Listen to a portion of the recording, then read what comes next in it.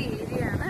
ഇപ്പം ഞങ്ങൾ എഴുമാന്തുരത്ത് കാണാനായിട്ട് വന്നിട്ട് കാറ്റ് കൊണ്ട് ഇവിടെ വണ്ടി നിർത്തിയിട്ടിരിക്കുന്ന സമയത്താണ് ഈ വീഡിയോ ഞാൻ എടുക്കുന്നത്. എഴുമാന്തുരത്ത് വന്ന് അങ്ങനെ ഞങ്ങൾ കുറച്ച് സഞ്ചരിച്ചപ്പം ഈ ഒരു ബ്യൂട്ടിഫുൾ പ്ലേസിലോട്ട് എത്തിയിട്ടുണ്ട്. കാണിച്ചു തരാം. ഇവിടെ പായൽ പിടിച്ച് കിടക്കുന്നതാണ്, ഫുള്ള് പോള പിടിച്ച് കിടക്കുന്നതാണ്.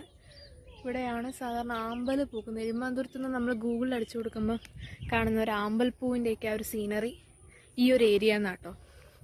ഇത് എഴുമാന്തുരത്ത് വന്നിട്ട് കുറച്ച് ഇങ്ങോട്ട് വരുമ്പോൾ നമ്മൾ എത്തുന്ന ഒരു പ്ലേസാണ്.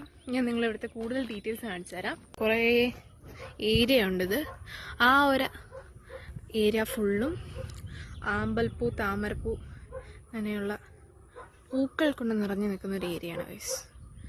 എന്തുമാത്രം കാണാമെന്ന് എനിക്ക് അറിഞ്ഞുകൂടാ, ബട്ട് നല്ല രസമാണ് കേട്ടോ. സീരിയസ്ലി നല്ല രസമാണ്.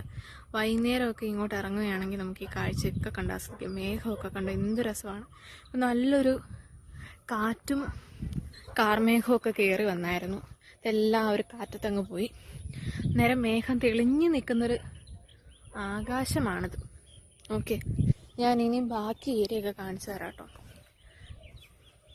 അവിടെ ഒരു തടിപ്പാലമുണ്ട്. ആ തടിപ്പാലം എന്തുമാത്രം സേഫാണെന്ന് അറിഞ്ഞൂടാ. എന്തുമാത്രം സേഫാണ് എന്ന് നോക്കിയിട്ട് നമ്മൾ അതിൽ കയറി അപ്പുറത്തെത്തുന്നതായിരിക്കും ഗൈസ്. ഓക്കെ, എൻ്റെ മമ്മിയും പപ്പായൊക്കെ അവിടെ നിന്ന് ഈ കാഴ്ചയൊക്കെ കണ്ട് ആസ്വദിക്കുകയാണ്. കുറേ ഇരണ്ടകൾ പറന്ന് നടക്കുന്നുണ്ട്. ഇവിടെയൊക്കെ നല്ല ക്ലിയർ ആട്ടോ.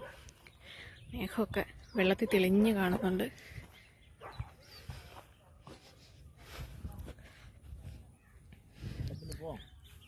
നല്ല പൂക്കളൊക്കെ പൂത്ത് നിൽക്കുന്നുണ്ട്. നല്ല രസമുണ്ട് കണ്ടോ. ഈ പൂവാട്ടോ, ഈ ഒരു പൂവാണ്. നല്ല രസമാണ്. ഇവിടുത്തെ ഏറ്റവും രസം ഇപ്പോഴത്തെ ഈ ഒരു ആകാശമാണ്. പിന്നെ ഈ ഒരു പാടശേഖരങ്ങൾ, ഇതൊക്കെ നല്ല രസമുണ്ട് കണ്ടു നിൽക്കാൻ തന്നെ. ഇത് താമരയൊക്കെ കണ്ടോ ഗൈസ്, അതിൻ്റെ അടിയിലൊക്കെ താമരയാണ്. ഇവിടെ ആ പൂക്കൾ കൊണ്ട് എല്ലാം കൊണ്ട് നല്ല അടിപൊളി ഒരു ഏരിയയാണ്.